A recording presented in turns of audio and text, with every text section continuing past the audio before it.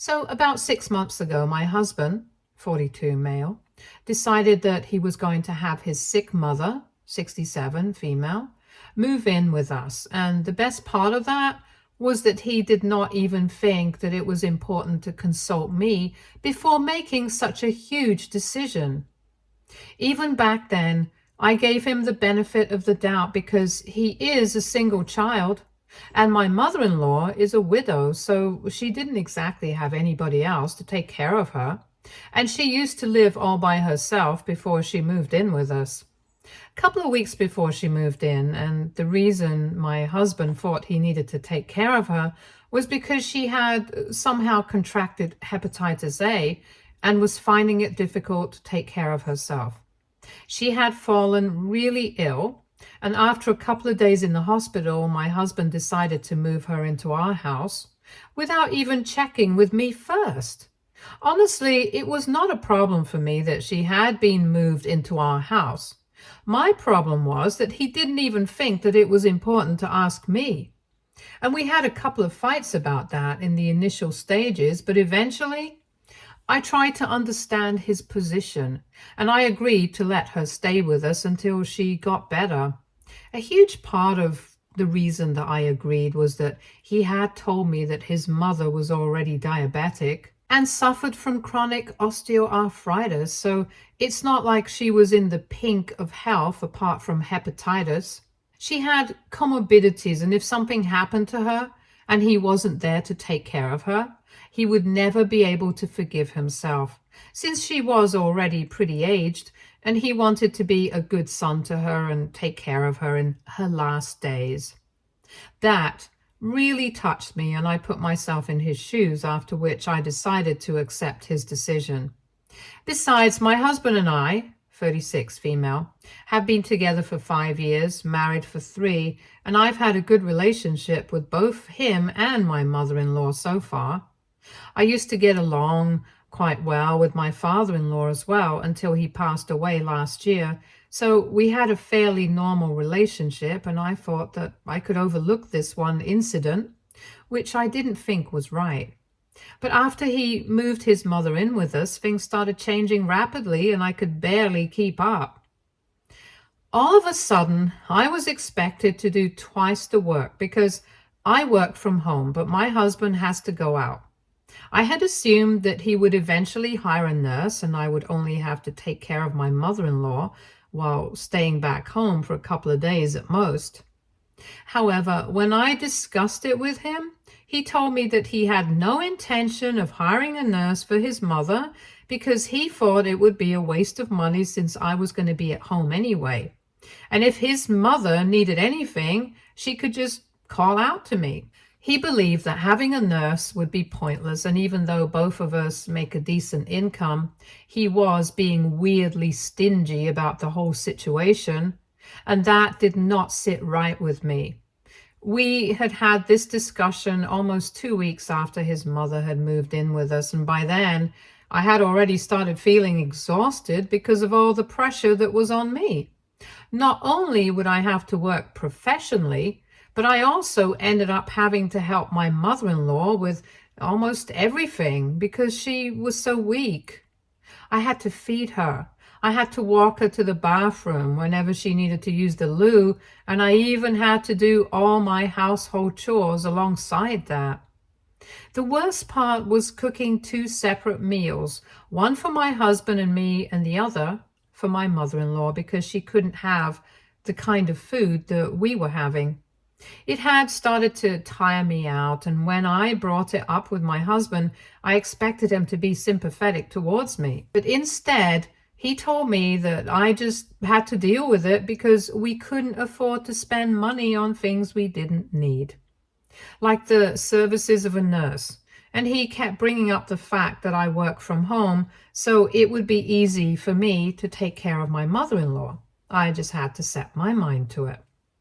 I don't think he realized that even though I do work from home, it's still work, and it was impossible for me to do everything all at once. So we got into a couple of really big fights, and I guess that's when things really started going downhill with us because He refused to understand what was going on with me, and I just felt helpless because I couldn't just abandon my mother-in-law after how nice she had been to me all along.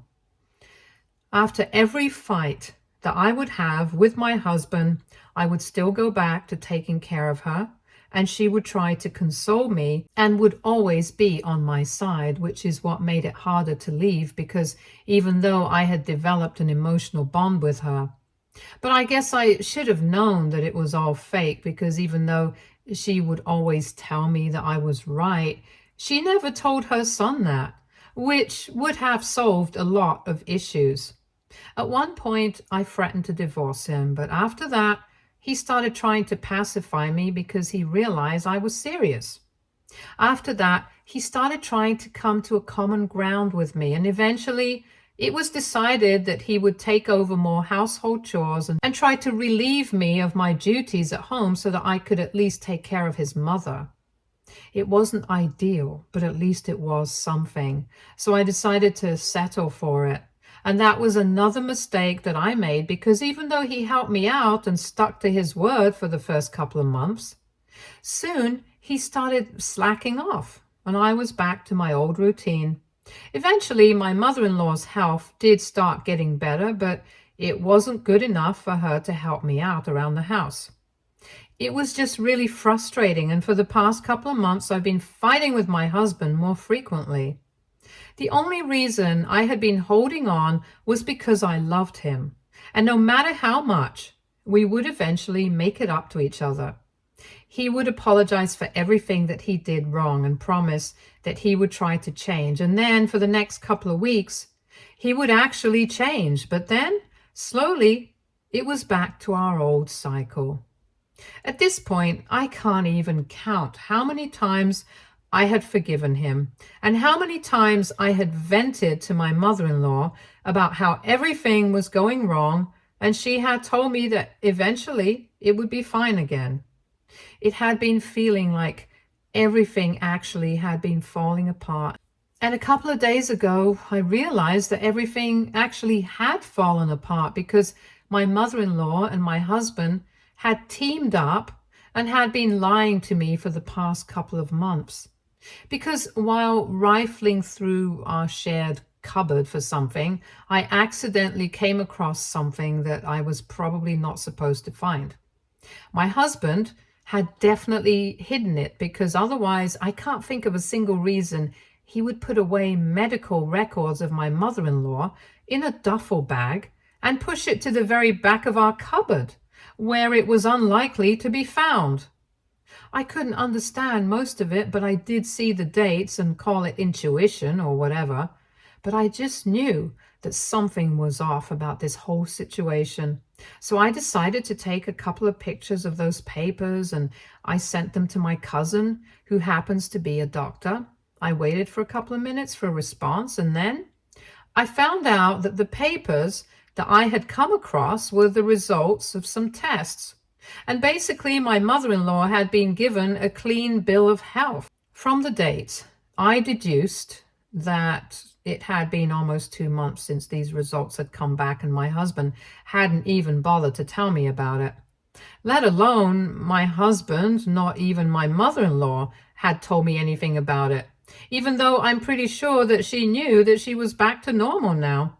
The whole thing just made me really mad, because like a fool, I had still been running after my mother-in-law, doing everything for her so she wouldn't have to exert herself. After finding out those papers, I decided to go for a drive to clear my head, and I left my mother-in-law alone at home because I knew she was perfectly fine and she would be able to take care of herself. It was only the hepatitis that we had actually been worried about. She had been dealing with diabetes and arthritis for a really long time, so she would be just fine by herself. About an hour later, my husband finally came back home that day, and he started calling me and texting me about my whereabouts. He seemed pretty upset that I had just left his mother alone at home and gone out without even informing her, and demanded that I come back home so that we could talk about how irresponsible I had been. That's what made me even more mad, and I decided to go back home immediately so I could confront him. That's exactly what I did. As soon as I walked in, before he could even say anything, I told him I knew for a fact that his mother was perfectly healthy now, and that the two of them had been hiding it from me for the past 2 months. I told him I wouldn't have had any issues taking care of his mother anyway, but I had a problem with the fact that he had been lying to me. And it hadn't just been a recent development. He had been lying to me from the very beginning, right from when he moved his mother in with us. Because according to me, even hiding the truth is a form of lying. And he knew for a fact that he had been planning on moving his mother in with us, but yet he did not tell me anything about it until it was already done. So I wouldn't even be able to change it. He was pretty speechless. I guess he had no idea that I had found those papers, and at first he tried to deny it and told me that I had lost my mind and I had no idea what I was talking about. He was obviously trying to gaslight me, so I threw those results towards him, and then I told him that he had just blown his last chance to apologize to me and try to make things right. After this, there was no going back because he had betrayed my trust for the last time, and I wanted to get out of my house. That was the point at which I guess I realized his mistake, and then he started begging me to forgive him and told me that he was just about to tell me, but he just didn't know how to because he knew that I was not happy with this arrangement, but he did not want me to make his mom leave. So he had been really confused, and that's why he had been holding off on telling me the truth, and he was sorry about all of it. But at that point, his apologies meant nothing to me because I had had it. It was bad enough that he had been lying to me. It was even worse that his mother had also been lying to me after all that I had done for her. When I asked him if his mother knew that she was completely fine, he did not even deny it, and that was when I told him that I wanted both of them to get out. I had the right to kick them out because technically this house is mine. My grandparents had left it to my mother, who had then had the title transferred to me, and my husband had moved in with me after we started dating.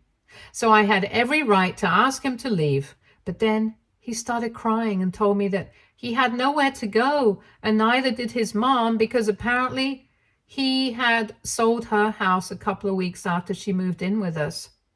I was shocked to my core because the fact that he had sold the house meant that he had been sitting on a pile of money from that sale, because I knew for a fact that his mother's house was in good shape and in a nice neighborhood. So it must have sold for a decent amount of money. And in spite of that, I had been slogging like a fool because he was too much of a miser to spend some money on hiring a nurse for his own mother. I couldn't take it anymore after that, and I told him that I wanted him out that very instant, and I didn't care where he and his mother went. I just wanted them to leave the house. He tried to reason with me, but I just kept screaming at him, and after a while he had to give up. Even his mother tried to come to talk to me so I would come down, but I didn't want to hear any of them out. I screamed at her as well and forced both of them to leave the house that day. And since then, I haven't heard from either of them, and I've already spoken to an attorney because I definitely plan on getting separated from him. But the only thing that I'm still doubtful about is whether I did the right thing by kicking them out that day, since a couple of people have been telling me that it was quite harsh of me to take my mother-in-law out, knowing that she's quite old. I know that, but I also know for a fact that her son is with her. So it's not like she's going to be in any trouble, and they have money, so I'm sure they'll make good use of it. However, even then, I'm having second thoughts about what I did, and I'm not sure if I should reach out to my mother-in-law and apologize to her or not. So, AITA for kicking my husband and mother-in-law out of my house? Edit. Okay, so these people that I had been referring to in my original post, are actually my own family. It's my parents and my older sister, and I really take them seriously, which is why I've been feeling crazy about what I did. On one hand, I know for a fact that what they said is true. It might have been quite harsh, but on the other hand, I also don't think what I did was inherently wrong because I had been forced to take such an extreme step by them. My parents and my sister both know what I have been through in the past couple of months, and the fact that they still have this opinion, I don't know. It just seems very weird. But I didn't want to discredit it and go on claiming that I was right without thinking about this critically, which is why I had come here to Reddit Update 1. So it's been a couple of days, and since most of you guys believe that I did not do anything wrong by kicking both of them out to the curb, I have decided that I'm not going to be apologizing. I've also spoken to my family about what they said about me being too harsh on them and told them that after what I have been through, I really don't think I was too harsh. I think I was reasonable enough, and I had been for a really long time, but now expecting me to be nice to them was as bad as asking me to be cruel to myself. So I had a bit of an argument with them because they don't have the same opinion as me. And it's kind of sad because right now I feel really lonely because I feel like I'm on bad terms with all the important people in my life. But it's fine. At least I know I'm being nice to myself and I'm doing what's right. And at least all my friends are still by my side because after I told them what had happened, and they told me that if they had been in my place, my husband and my mother-in-law would have been out long ago simply because of how badly they've been treating me. They told me that I loved my husband and they knew it, which is why I had put up with this behavior for so long, but now I was right to have done what I did, and I'm going to stand by that no matter who is against me. Anyway, in my original post, I mentioned that I had gotten in touch with an attorney, and recently I filed for divorce. It was not easy for me to bring myself to do it because I knew that I was putting an end to a really long and probably the most meaningful relationship that I've ever had in my life so far. My husband was pretty much my first love, and I know I found him really late, but I also just knew that he was my soulmate when I found him. We have had so many good times that it's really difficult for me to bring myself to say goodbye. But I know I have to do it for my own good because the past couple of months have been nothing short of heartbreaking and toxic. And I've come to see a completely different side of him that I had no idea even existed. He has been manipulative, he's been selfish, and worst of all, he has been disrespectful and dishonest. I just cannot put up with this, and I think that's why it's better for me to part ways with him. And this, I think, everyone will agree with, even my family. The terms of the divorce are pretty fair, in my opinion, because we're splitting everything equally apart from the house, which is still going to belong to me. I'm not demanding any long-term alimony from him that I can live off for years, but I feel like I'm entitled to a certain amount of money because of all the effort that I have put in for the past couple of months. It was a lot of labor, and I don't care if it sounds good, but I feel like I deserve to be reimbursed for everything that I've done, especially now that I know that he had sold the house that used to belong to his mother and never even told me about it, just so he wouldn't have to hire a nurse. I think that in itself makes me entitled to alimony, even though we have similar incomes. I've already told my lawyer that that's a non-negotiable for me. Anyway, that's for us to worry about later. Right now, I'm just worried about how he's going to take this. I'm just hoping that he takes a similar approach to what he has done ever since I kicked him out. Stays cold and stoic and doesn't try to come back into my life because I think that will be easier to deal with. Right now, I'm obviously kind of hurt that he hasn't reached out to me, not even to apologize for one final time. But I think it's easier to deal with all the pain this way. If he's not begging for a second chance, I won't be tempted to give him one. And that's why I really hope that he just lets it all go. Update 2. So my husband was served a couple of days ago, and today he finally decided to reach out to me. First, he called me up while I was working, and I decided to ignore him because I really didn't want to speak to him. He kept calling for a couple of hours until I muted all notifications from him. In the evening, my doorbell started ringing, and of course it was him standing outside with the divorce papers. He looked really upset, and he asked me if I really wanted to do this, to which I replied that I really intended on going through with this because after everything that had happened, I just couldn't see him the same way again, and things had been ruined once and for all. I told him that for the past 6 months he had been treating me as badly as it possibly could, and I had been taken completely for granted. Part of it was my fault as well, because I guess I had unknowingly let him treat me like a doormat just because I loved him, and I thought that it was fine to make sacrifices for the sake of our marriage, but I didn't realize that I was the only one who was actually making these sacrifices. But now that I had realized all these things, it was difficult for me to go back to him. And I requested him to leave and not try to make things right with me, because that would make things even more difficult for me emotionally. After I was done talking, he just told me that he still loved me and was willing to give everything a chance to work again. He said that the only reason he had come back to me right now instead of reaching out to me these past few days was because he wanted to give me some space and time to cool down on my own, and then he would try to make it up to me and come back.